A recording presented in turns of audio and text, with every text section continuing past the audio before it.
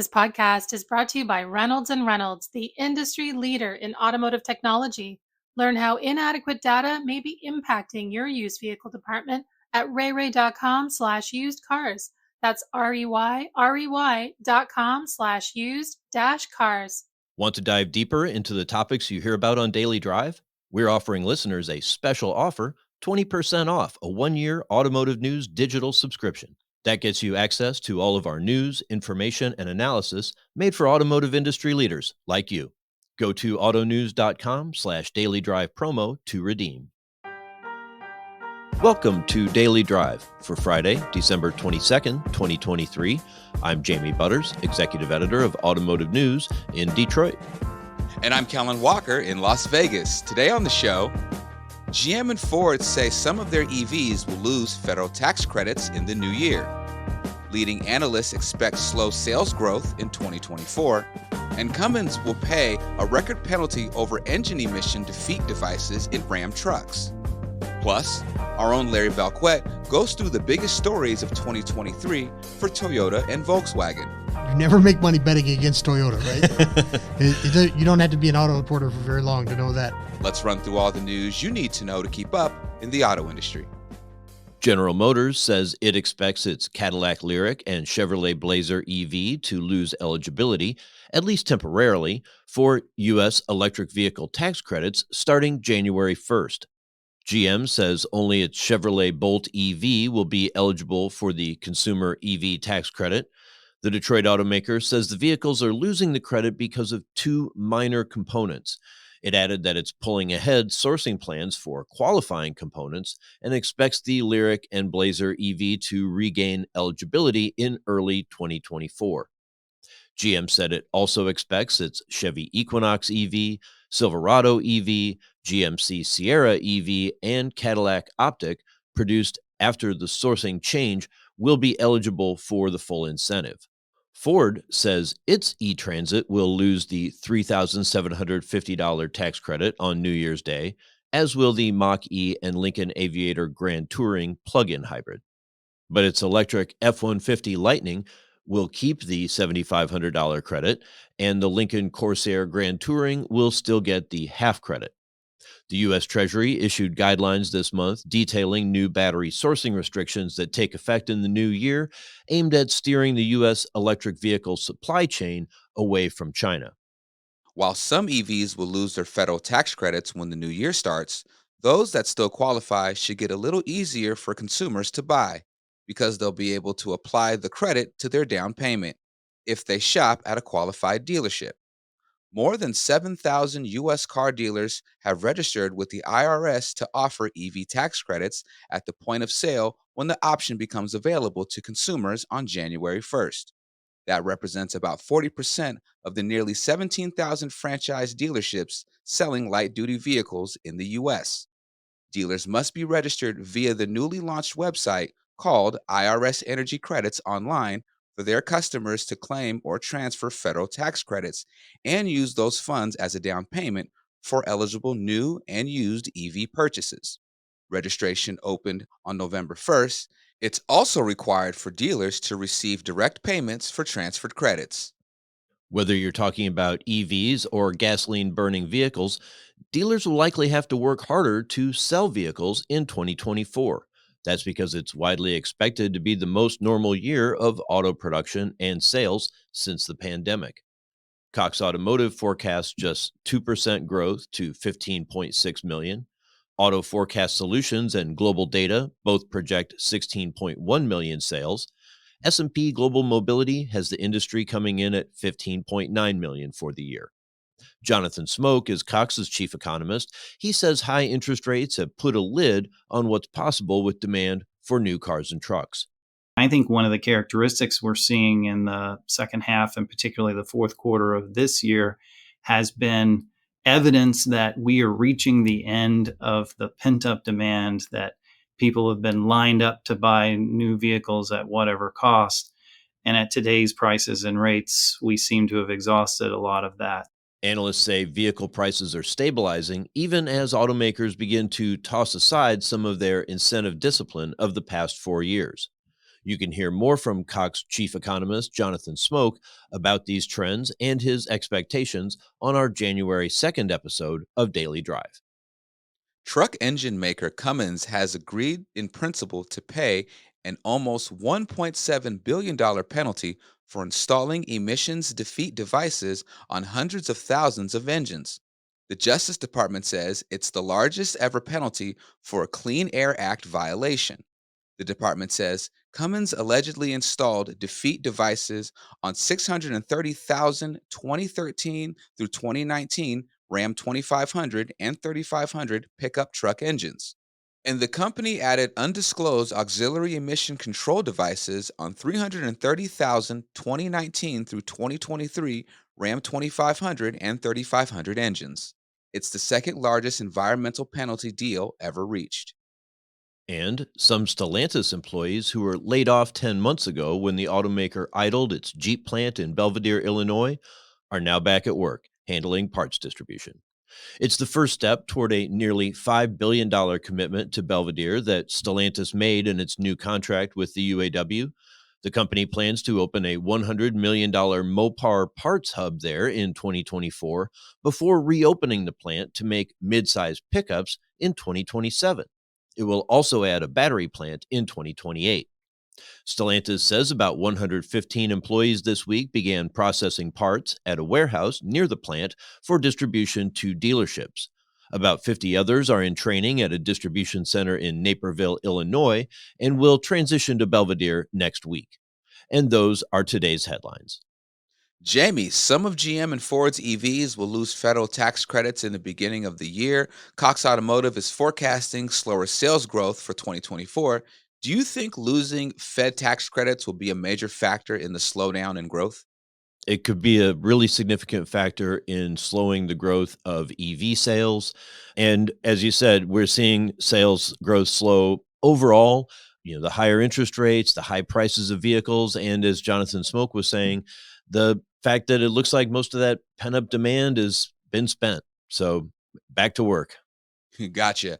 Coming up, we'll look at how Asia's largest automaker and Europe's largest automaker did in 2023 and what we can expect from them in the coming year. That's next on Daily Drive. The auto industry's shift to carbon neutrality is here and it's accelerating. But is it enough? This is a moral imperative, an economic imperative, a moment of peril, but also a moment of extraordinary possibilities. No more hesitancy, no more excuses, no more waiting for the others to move first. There is simply no more time for that. Driving to Zero is a new podcast series from Automotive News that looks at the auto industry's roadmap to carbon neutrality. We take a big picture look at the environmental, political, and social trends pushing the move toward a greener future. And we pull back the curtain on how these decisions are being made at the highest levels. I said, the headline that you need is GM believes in an all-electric future. And I think Dan Ammon and Mary Barra pretty much said the same thing, which is like, but we don't.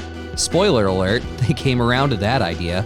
Find out how and much more. I'm Jake Neer. Join me and Automotive News Executive Editor Jamie Butters on Driving to Zero, available now wherever you get your podcasts.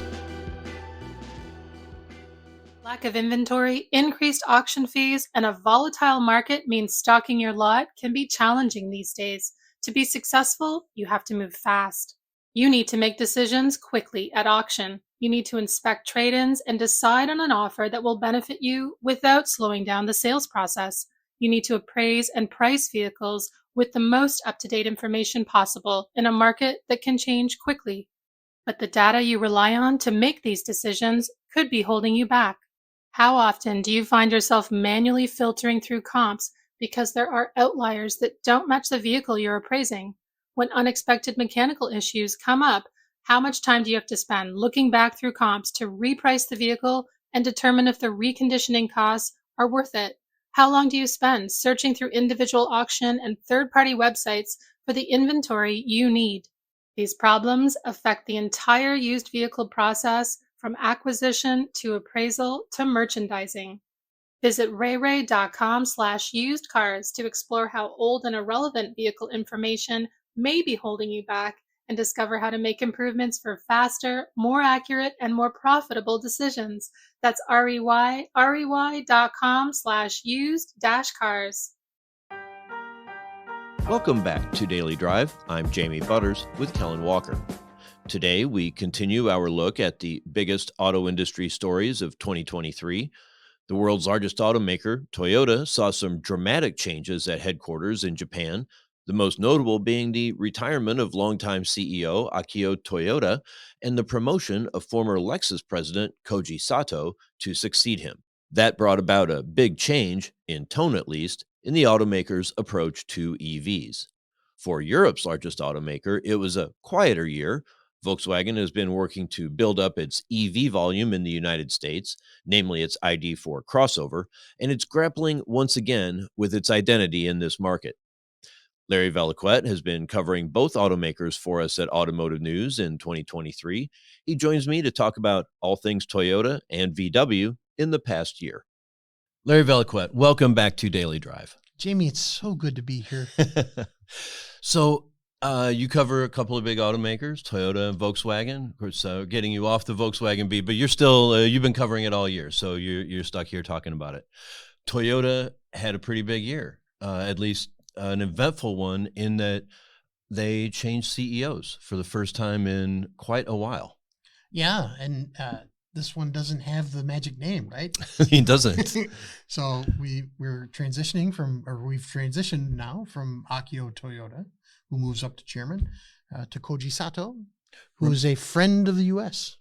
How so? He's intimately familiar with the U.S., with the U.S. operations, and with U.S. dealers. Well, he was the head of Lexus, which is nominally a global job, but we know it's really a North America focused job. Yeah, that's absolutely right. And Lexus dealers really liked what Sato-san delivered for them, where he positioned the brand. And I think they were very excited to hear that, not that it was a big surprise that that Koji Sato was going to be the pick, the right-handed reliever coming in. Mm-hmm. But I think everybody was happy that that was going to happen. I mean, Lexus dealers have been happy for a long time. They mint money, high volumes, good margins. It's a very good business to be in. But Koji Sato brings more to it even than that. He was already at Lexus one of the real leaders in at least thinking about what EVs could be like for this company that has been sort of slow to the EV game. And he really changed the tone of conversation around EVs at Toyota. Yeah. And, it's funny. I think there's the internal debate, right? It's the same as the external debate. Do you go all EV? Do you transition slowly and more naturally, let consumers come along? And they had that debate within Toyota. Akio was clearly on the let's bring the consumers along with us, because otherwise we're getting out ahead of our skis. So Sato was a little bit more aggressive, wanted to see what could be done. But as a result of that internal debate, I think that they're finally getting there, right? They're not quite where their competitors are yet. They're clearly behind where the competitive EV set is. But they also have you never make money betting against Toyota, right? You don't have to be an auto reporter for very long to know that. Yeah, for sure. Well, and it was interesting because I think there's still a solid debate, and I think there's a lot of logic behind Akio Toyoda's viewpoint that if the effort is to fight global warming, then it's carbon, not gasoline per se, that is the enemy, as he calls it. Sato came in, he really didn't change any targets or any investment, but he just changed the way they talked about EVs. And some of that was while they had the debate and Akio decided where they were, Toyota, like Honda and some others, went to the auto show in China and were like, this whole world market is leaving us behind if we don't get a little more serious on it. And since then they've added money to the plan, talked about some really exciting technologies and plans, at least a little bit about the future. Yeah. I went to the Tokyo Mobility Show, the Japan Mobility Show, the former, Tokyo previously known as the Tokyo Auto Show, and in October. And I was struck by, we both know what auto shows are like here. There was a lot of excitement around that auto show, but I was also struck by the lack of production vehicles, right? It was lots of concepts, lots and lots and lots of concepts of all of the things that we're going to do. Mm-hmm. And there were some very cool concepts there. There was a lot of technology. I just only ask how it works, but why they would want to do it, but that's a different story. But they had some really cool stuff, and, it's going to take them a while, but they'll get back into it. Some progress, at least announced progress on solid-state batteries, some cool new products. Here in the U.S., in North America, we're starting to see some green shoots, if you will, of EV production, probably first in Kentucky, but eventually in North Carolina. Yeah. Well, we certainly got the shoots in there. There's a huge, absolutely huge investment going into. They just keep expanding it. Liberty, in North Carolina. Yeah, you're talking about. We're in well over $13 billion investment in Liberty, North Carolina. This is just for batteries. Just for hybrid batteries and EV batteries. Yes, mostly hybrid batteries. Mostly hybrid batteries. They were going to have 2 lines for hybrid batteries. They're not going to have 10 lines for hybrid batteries. Which tells you something about their strategy. Mm-hmm. It's interesting to note, they haven't said this, but it's not just going to feed Toyota, obviously. These are going to feed vehicles coming from Subaru, too. Makes sense. Subaru. Makes sense. So the product front, we, of course, saw the new hybrid, the new Toyota Prius. People are talking about this one a little differently. It's maybe a little less of a aerodynamic science experiment and a little, I don't know if we want to call it sexy, but at least a little more edgy than some of the hybrids of the past. They broke the egg? Is that what you're trying to say? Yeah. Crack. They cracked the egg. Okay. They cracked the egg. It's certainly a much different design from an external standpoint. It's funny that they, if you look at the numbers, they actually gave up a little bit of fuel economy, which is what, the Prius has always been, cutting edge hybrid fuel economy. They gave back a little bit to go to the sexier shape. Mm-hmm. And it's, it's selling relatively well. So it's a good bet. It's not my cup of tea. It's really, they lost some headroom, which was a problem before. Mm-hmm. The back seat is now a little short, especially, but the numbers don't lie. They're selling pretty well.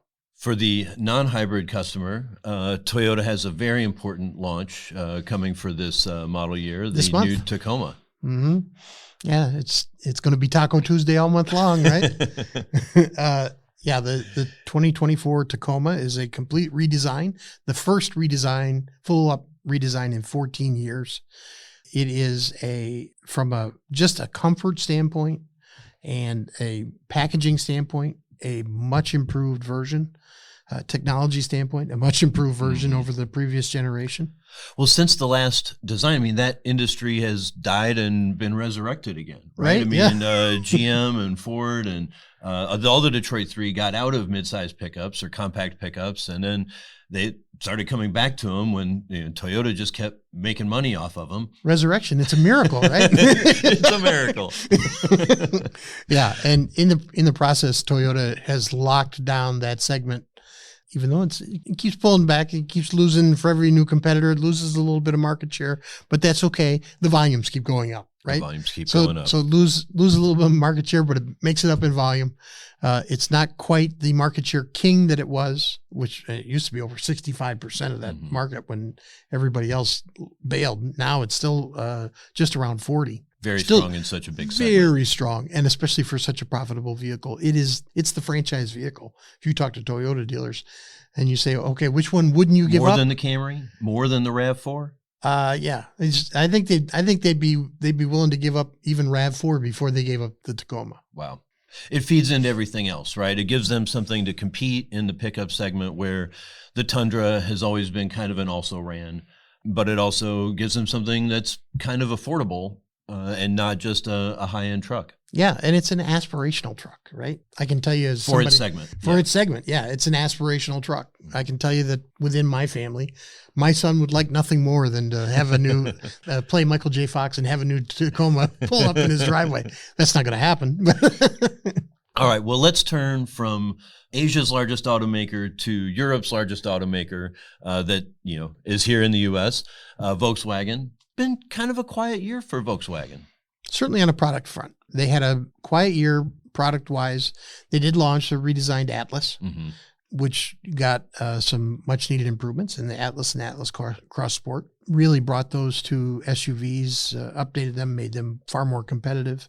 But other than that, it was really quiet. The big thing that happened this year for Volkswagen is they saw their volumes of ID4, they're available, let's put it this way, they're available volumes, much improved because the production has been localized to Chattanooga now from Germany. They used to get them in trickles, and then they opened the floodgates, and unfortunately they opened the floodgates right as the EV market seemed to kind of peter out a little bit with maybe some penetration issues into the broader mass market. Well, look, all the incumbent brands, trying to sell in that subcompact crossover really have been facing an onslaught from Tesla, which already had a very popular vehicle in the Model Y, and have cut the prices, and it's put a lot of pressure on the ID4, also on the Mustang Mach-E and Nissan Ariya. I mean, you name it. Yeah. The difference is that unlike some of these other automakers, VW purposely did a 50-state strategy, right, on their retail model for EVs. They got fantastic buy-in from their dealers. Over 99% of their dealer network said, okay, we're in, we'll sell them. And they said, okay, well, we'll give them to you. They finally got it there. And a lot of these guys are facing some growing inventories because they're the early, both from Tesla and from there being a little bit of early adopter wear and tear, I guess. Well, yeah, or beyond those early adopters, it's getting into the mass market. Even the early mass has been a challenge, especially in the middle of the country. Yeah, in the middle of the country where the distances are real, and the charging infrastructure is not. One of the other big developments, or one of the things brewing in the background for VW has been the launch of the Scout brand. Scott Keogh, the former VW brand chief, was put in charge of it, really trying to keep it separate. They're building a factory, and then the news recently popped. VW hasn't confirmed it, but it looks like Magnus Steyr was contracted to do something. Development was what was reported. Whether that turns out to be the case, it's not going to be manufacturing, presumably, as they're building the big plant there in South Carolina. Yeah, this is all really interesting, and I have to tell you, the report from the German media that of Magnus Steyr's interest here, or this contract, and we don't know the details yet as we're recording today. It's really interesting to me because the development, I was under the impression, was locked, or at least for the most part.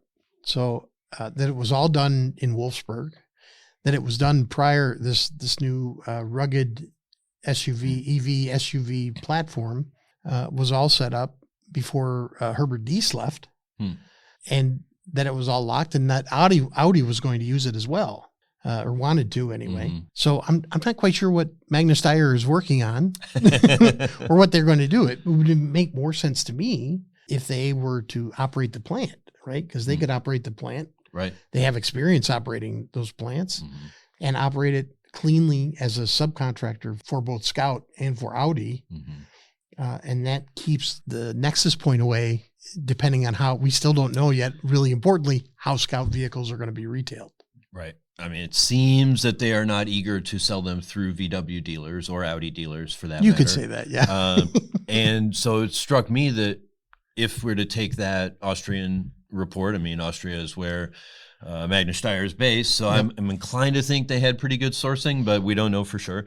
But maybe that was part of an effort to keep some distance between Wolfsburg and, the U.S. Volkswagen dealers, to say, hey, it's not so much a Volkswagen product. This is an independently contracted product. Good luck.